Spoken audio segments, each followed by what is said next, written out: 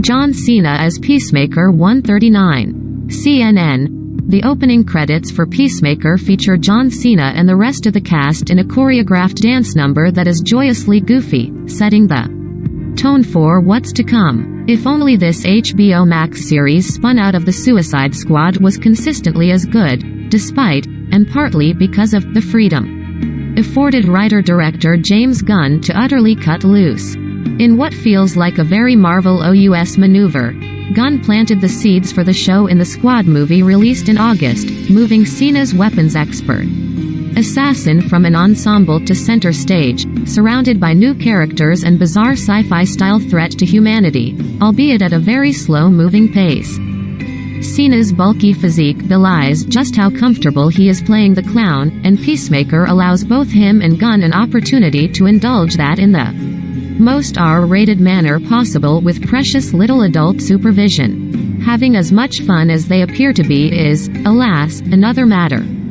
Even for comic book geeks, the crush of winking jokes and coy references to more respectable quadrants of the DC universe begin to feel overdone, narrowing the project's appeal.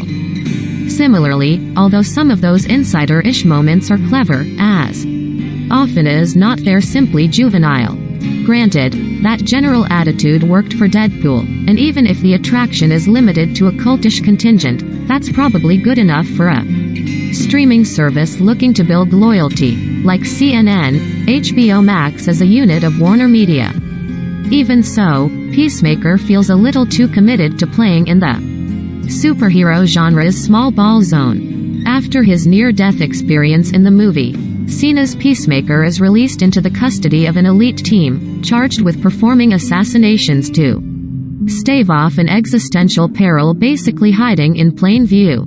The squad includes another new arrival. Orange is the new Black's Danielle Brooks, bearing her own secret, an intense leader, Chukwudi Awuji, and his second-in-command, Jennifer Holland, with whom Peacemaker keeps clumsily flirting despite her stated lack of interest. Adding to the silliness is the vigilante, Freddie Stroma, another costume-clad assassin who looks up to Peacemaker and is even more unapologetically psychotic.